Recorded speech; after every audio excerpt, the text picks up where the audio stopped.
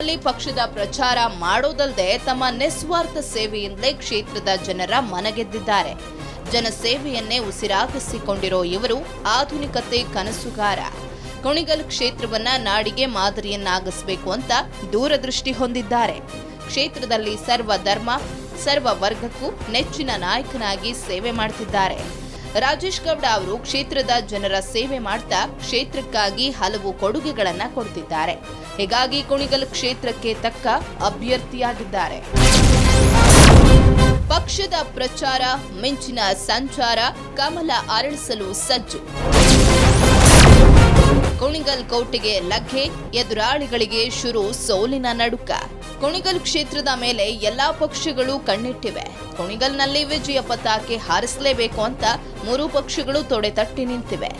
ಈ ಬಾರಿ ಕುಣಿಗಲ್ ಅಖಾಡದಲ್ಲಿ ರಾಜೇಶ್ ಗೌಡ ಅವರು ಕಾಂಗ್ರೆಸ್ ಹಾಗೂ ಜೆಡಿಎಸ್ ಅಭ್ಯರ್ಥಿಗಳಿಗೆ ಟಫ್ ಫೈಟ್ ಕೊಟ್ಟು ಗೆಲ್ಲುವುದರಲ್ಲಿ ಯಾವುದೇ ಅನುಮಾನವೇ ಪಕ್ಷದ ಪ್ರಚಾರದ ಅಬ್ಬರ ಶುರು ಮಾಡಿದ್ದಾರೆ. ಕ್ಷೇತ್ರದೆಲ್ಲೆಡೆ ಮಿಂಚಿನ ಸಂಚಾರ ಮಾಡ್ತಿರೋ ರಾಜೇಶ್ ಗೌಡ ಕುಣಿಗಲ್ನಲ್ಲಿ ಕಮಲ ಅರಳಿಸಲು ಸಜ್ಜಾಗಿದ್ದಾರೆ. ಕ್ಷೇತ್ರದಲ್ಲಿ ರಾಜೇಶ್ ಅವರ ಹವಾ ನೋಡಿರೋ ಜನ ಈ ಬಾರಿ ಇವರನ್ನೇ ಕ್ಷೇತ್ರದ ಜನಪ್ರತಿನಿಧಿಯಾಗಿಸಬೇಕು ಅಂತ ಒತ್ತಾಯಿಸ್ತಾ ಇದ್ದಾರೆ.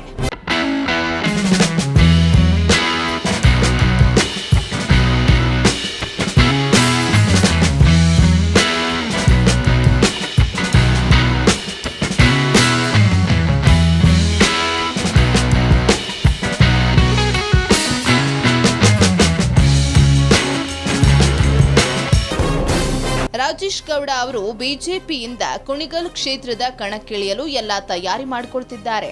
ಈ ಬಾರಿ ರಾಜೇಶ್ ಅವರು ಅಖಾಡಕ್ಕಿಳಿದ್ರೆ ಎದುರಾಳಿಗಳು ಅದ್ಯಾರೇ ಆಗಿದ್ರೂ ಸೋಲೋದಂತೂ ಗ್ಯಾರಂಟಿ. ಯಾಕಂದ್ರೆ ರಾಜೇಶ್ ಗೌಡ ಅವರ ಮೇಲೆ ಕುಣಿಗಲ್ ಕ್ಷೇತ್ರದ ಜನರಿಟ್ಟಿರುವ ನಂಬಿಕೆಯೇ ಸಾಕು.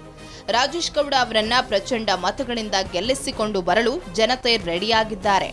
ಇದಕ್ಕೆ ಕಾರಣ ರಾಜೇಶ್ ಗೌಡ ಅವರು 16 ವರ್ಷಗಳಿಂದ ಮಾಡಿಕೊಂಡು ಬರ್ತಿರೋ ಕೆಲಸ ಕಾರ್ಯಗಳು. ಅಧಿಕಾರವಿಲ್ಲದಿದ್ರೂ ನಿರಂತರವಾಗಿ ಸಮಾಜ ಸೇವೆ,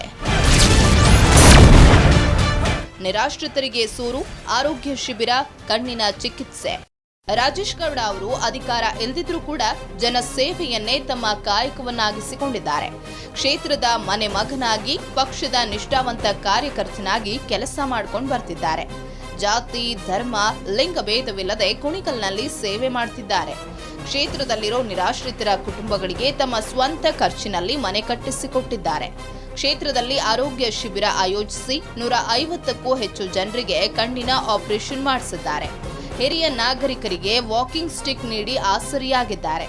ಕ್ಷೇತ್ರದಲ್ಲಿ ಬಡವರಿಗೆ ಅನಾಥರಿಗಷ್ಟೇ ಅಲ್ಲದೆ ದೇವಸ್ಥಾನಗಳ ಜೀರ್ಣೋದ್ಧಾರಕ್ಕೂ ಸಹಾಯ ಹಸ್ತ ನೀಡಿದ್ದಾರೆ.